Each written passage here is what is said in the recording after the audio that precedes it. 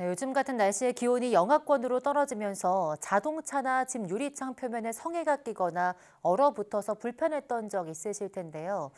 영상에서 보신 것처럼 단순히 불편을 넘어서 큰 위험을 초래할 수도 있습니다. 국내 연구진이 햇빛에 쬐면 스스로 발열하는 필름을 개발해 성해를 쉽게 제거하고 에너지 절약 효과도 볼 수 있다고 하는데요. 카이스트 기계공학과 김영수 교수와 함께 어떤 기술인지 자세히 이야기 나눠보겠습니다. 어서 오세요. 안녕하세요. 네, 반갑습니다. 우선 빛에 쬐는 것만으로도 결빙이 방지되는 필름을 개발하셨다 이렇게 들었는데요. 어떤 기술인지 간단히 소개 부탁드리겠습니다. 네, 요즘과 같이 겨울철엔 추운 게 항상 고역입니다. 저희 연구팀이 개발한 것은 빛을 받으면 스스로 발열하는 방막을 만드는 코팅 기술입니다. 방막을 만드는 코팅 잉크는 나무에서 추출한 셀룰로스 나노 결정 물질을 금나노 입자와 함께 만들었고요. 이 잉크가 마르면서 코팅된 패턴은 햇빛을 쬐면 스스로 발열하는 필름이 됩니다. 네, 그럼 빛을 얼마 동안 쬐어야 이게 온도가 좀 올라갈까요? 마이너스 15도 정도의 매우 차가운 금속 표면 위에서 저희 연구팀이 개발한 필름을 올려놓으면 수십 초 이내로 필름 표면의 온도가 10도씨 이상으로 유지가 되고요. 빛이 계속 조사되고 있다면 온도는 계속 유지가 됩니다. 네, 그 전기 공급이 없이도 빛을 쬐서 좀 결빙이 방지하는 그런 필름 기술인 것 같은데요. 그렇다면 햇빛이 아니라 뭐 지금 여기 있는 조명 같은 빛으로도 가능할까요? 네, 우리가 흔히 사용하는 일반 조명이나 형광등도 충분히 밝으면 가능할 것으로 생각됩니다. 실제로 연구실에서 실험용 일반 램프를 통하여 테스트를 했고요. 좀 더 구체적으로 말씀드리면 가시광선 파장의 영역에 해당하는 광원은 모두 적용 가능하다고 생각할 수 있고 빛의 세기가 충분하다면 발열이 될 것 같습니다. 네, 그 영하의 날씨에 사실 빛을 쬐면 그냥 뭐 좀 따뜻해질 뿐이지 좀 발열을 한다 이런 개념은 저희가 없었거든요. 이렇게 태양빛이나 가시광선만 쬐어도 자체적으로 열을 발생시키는 게 어떤 원리일까요? 빛을 받아서 스스로 발열하는 자발적 광 발열 효과는 금나노 막대 입자 덕분인데요. 머리카락의 1000분의 1 정도 되는 금나노 막대 입자가 외부로부터 빛 에너지를 받으면 금 표면에서 자유전자가 진동하는 공명 현상이 발생합니다. 이때 많은 자유전자들은 스스로 진동하는 운동 에너지가 발생되게 되고 이 운동 에너지가 열 에너지로 바뀌게 되는 겁니다. 이를 우리는 표면 플라즈몬 공명 현상이라고 합니다. 그래서 우리가 열을 발생시키고 싶은 부분에 저희 물질을 잘 도포하고 그 표면에 적당량의 빛을 잘 조사하면 그 물질 표면에서 자체적으로 열이 발생하게 되는 것입니다. 그래서 같은 양의 금나노 막대 입자를 얼마나 균일하고 고루 코팅하느냐가 핵심 기술입니다. 네, 그러니까 금나노 막대 입자가 또 핵심이지 않을까 싶은데요. 이게 어떤 물질일까요? 자발적 광 발열 효과를 일컫는 플라즈모닉 공명 현상 덕분에 열이 발생하는 것인데요. 금뿐만 아니라 은이나 다른 금속에서도 나타날 수 있어서 나노 크기 입자의 금속이면 모두 가능합니다.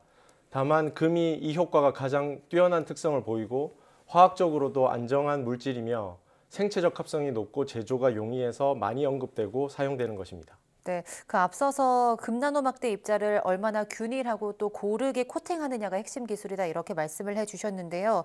그런데 머리카락 두께 1000분의 1 수준이면 눈에 보이지 않아서 이게 패터닝하기 굉장히 어려울 것 같은데 이 필름 형태로 만드는 원리가 꽤 복잡했을 것 같아요. 이 부분이 가장 핵심이 되는 기술인데요. 세균의 크기가 보통 1에서 5마이크론이고 코로나 바이러스가 대략 10나노미터 정도 됩니다. 눈으로 보기 힘들죠. 우리가 밀리미터 사이즈의 쌀알을 차곡차곡 쌓거나 골고루 펴서 펼친다고 하더라도 생각보다 시간이 꽤 오래 걸리기 마련입니다. 그런데 눈에 보이지 않는 나노 입자를 특정 형태로 패터닝하는 것은 쉬운 일이 아니겠죠. 네. 마이크로 나노 입자들은 특정 환경에서 스스로 뭉쳐지는 현상들이 있습니다. 저희는 이러한 입자들의 자가조립 현상을 이용하였고 자가조립하고자 하는 물질을 잘 알고 그 조성을 최적화하는 것이 중요합니다. 이번 연구에서는 셀룰로스 나노 결정, CNC라 불리는 나무에서 추출한 나노 입자를 사용하였고요. 이 CNC라는 물질이 규칙적인 자가조립과 자가정렬을 스스로 하게 됩니다. 지금까지는 현상만 발견되었다면 저희는 CNC가 규칙적이고 균일하게 코팅이 되도록 하는 기술을 개발한 것입니다. CNC라는 물질은 친환경 소재이기도 하고 여러 좋은 장점들이 있어서 최근에 많이 활용되고 있는데요. 이 CNC라는 물질은 금나노 막대 입자와 함께 자가결합이 일어납니다. 예를 들어서 CNC로 긴 막대 형태인데 금나노 막대 입자가 이 CNC 막대 입자에 나란하게 붙게 됩니다. 결론적으로 CNC와 금나노 막대 입자를 잘 섞어서 코팅하게 되면 CNC가 균일하게 코팅이 되면서 금나노 막대 입자도 같이 균일하게 코팅이 되는 게 원리입니다. 네, 이렇게 균일하게 코팅이 되는 원리이면 필름 같은 형태로 붙이는 걸까요? 지금 코팅한 패턴이 대략 머리카락의 10분의 1 정도 되는 10마이크론 미만의 얇은 방막인데 그래서 저희가 필름이라고 부르고 있습니다. 이번에 저희가 개발한 기술은 이 방막의 소재를 개발한 것이고요. 잉크라고 생각하시면 좋겠습니다. 차후에 프린팅된 이 코팅 패턴을 다른 쪽으로 전사시켜서 하게 되면 필름처럼 활용할 수 있을 거고요. 나아가 필요하다면 필름과 같은 재료에 직접 잉크를 코팅해서 진짜 필름처럼 만들면 유리창과 같은 곳에 썬팅지처럼 부착할 수 있을 것으로 생각됩니다.